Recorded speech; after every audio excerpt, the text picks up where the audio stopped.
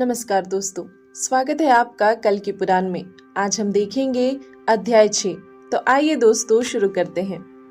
सुक ने कहा, फिर अपनी सहेलियों से घिरी हुई विस्मित मुख वाली पद्मा जी पति रूप में श्रीहरि भगवान का ध्यान करती हुई पास में खड़ी विमला नाम की सखी से बोली, हे विमले, क्या विधाता ने मेरे भाग्य में यही लिखा है कि मुझे देखते ही पुरुष स्त्री बन जाए?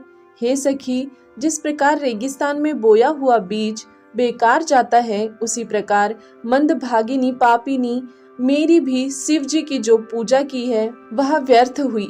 लक्ष्मीपति श्री हरि भगवान सारे जगत के अधिपति और स्वामी हैं। मैं यदि उनको अपना पति बनाने की अभिलाषा करूं भी तो क्या वे संसार के स्वामी मेरे पति होने की इच्छा करेंगे? यदि महादेव जी का वचन मिथ्या हो जाए, यदि भगवान विष्णु मुझे याद न करे, तो मैं श्री हरि का ध्यान करते करते अग्नि में अपने शरीर को समर्पित कर दूंगी। कहा मैं बेचारी मनुष्य जाति की स्त्री और कहा वे नारायण देव, मानो विधाता मेरे विमुख है। इसी कारण मैं शिवजी द्वारा ठगी हुई हूँ और भगवान विष्णु द्वारा परित्याग किए जाने पर मेरे अलावा और कोई भला कहीं जीवित रहता। सुंदर चरित्र वाली पद्मावती के इस प्रकार तरह तरह से विलाप करते हुए शोकातुर वचनों को सुनकर मैं आपके पास आया हूँ। सुक जी के इस प्रकार के वचनों को सुनकर बहुत अचंभे में पड़े हुए कल्की जी ने कहा, तुम प्रिय पद्मा को समझाने के लिए फिर सिंहल देश जाओ। हे शुक, तुम मेरे संदेशवाहक बनकर मेरे रूप और गुणों को प्रिय पद्मा को सुनाकर फिर वापस चले आओ। वह पद्मा मेरी प्रिय पत्नी है, मैं उसका पति हूँ।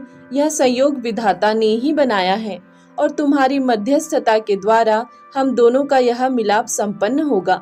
तुम सर्वज्ञ हो, तुम्हें मालूम है कि कौन काम कब और कैसे करना चाहिए। अतः अपने अमृतमय वचनों से उस पद्मा जी को समझाकर मेरे आश्वासन की बात बताकर आइए। इस प्रकार कल्की भगवान के वचन सुनकर अत्यंत प्रसन्न होकर और उनको प्रणाम कर सुखी चित्त हो सुक जी जल्दी ही सिंहल देश गए।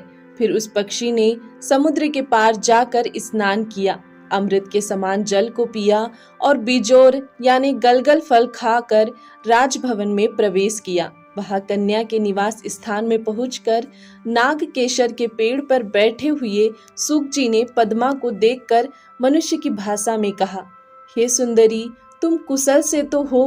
हे रूप और यौवन वाली, चंचल नेत्रों से सुशोभित, तुम्हें मैं दूसरी लक्ष्मी समझता हूँ।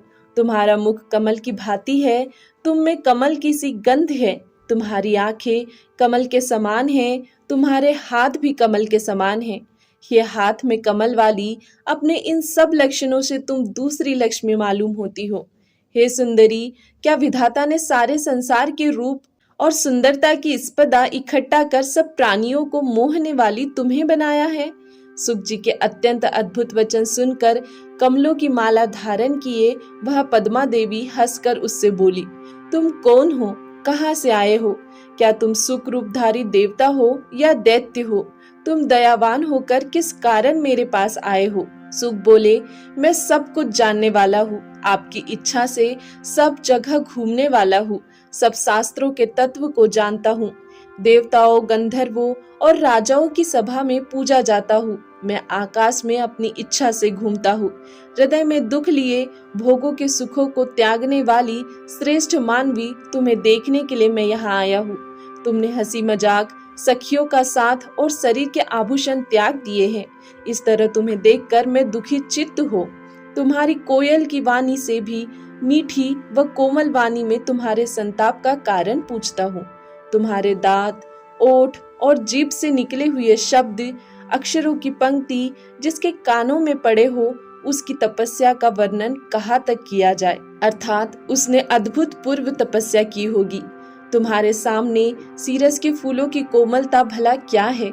चंद्रमा की कांति तुम्हारे सामने क्या ठहरती है? और विद्वान लोग जिस ब्रह्मानंद की प्रशंसा करते हैं, वह अमृत तुम्हारे सामने क्या है? अर्थात तुम्हारी तुलना में ये सब चीजें कहीं नहीं टिक सकती। जो तुम्हारी बाहु रूपी लता यानी भुजाओं के बंधन से बंधकर तुम्हारे चंद्रमुख के अमृत को पिएगा, भला उसको व्यर्थ में तप दान जप से क्या प्रयोजन है। तिलक और बालों से मिश्रित अर्थात शोभित, चंचल कुंडलों से मंडित, चंचल नेत्रों वाली तुम्हारे सुंदर मुख को देखने से फिर से जन्म नहीं होगा, अर्थात जन्म मरण के बंधन से छूट जाएगा। हे बृहद्रथ की पुत्री, तुम्हारी मानसिक व्याधि का क्या कारण है, बताओ। हे भामिनी, बिना किसी रोग के तुम्हारा यह शरीर तप से दुर्बल हुआ जैसा दिखता है। धूल से गंदी हुई सोने की मूर्ति की भांति तुम्हारा यह शरीर मलिन क्यों हो गया है।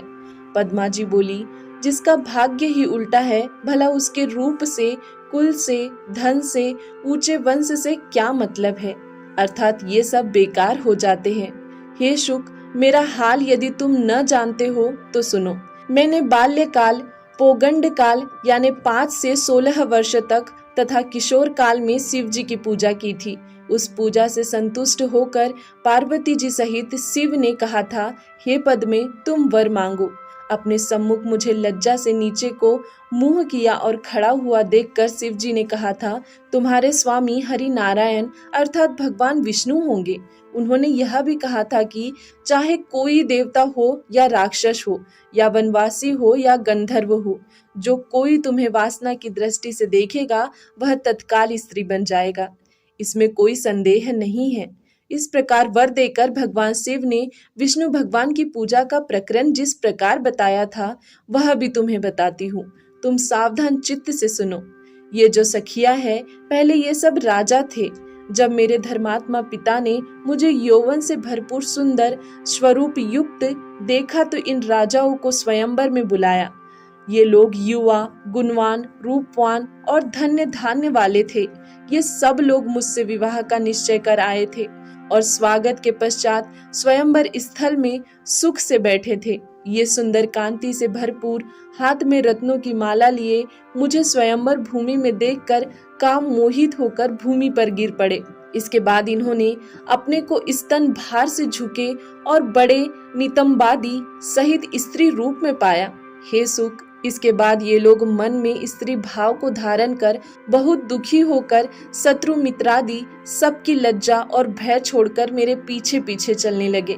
ये सब गुणों से संपन्न मेरी सखियां होकर भगवान की सेवा में लगी हुई उनकी पूजा, तप तथा ध्यान मेरे साथ करती है। अपनी मानसिक इच्छा के अनुसार कानों को सुख देने वाले ये वचन सुनकर सुख जी ने कथा के उचित प्रसंग से पद्मा जी को संतुष्ट किया। उसके बाद भगवान की पूजा से संबंधित बात उठाई। दोस्तों, यहाँ अध्याय 6 समाप्त होता है। 7वां अध्याय देखेंगे हम अगले वीडियो में। तब तक के लिए धन्यवाद।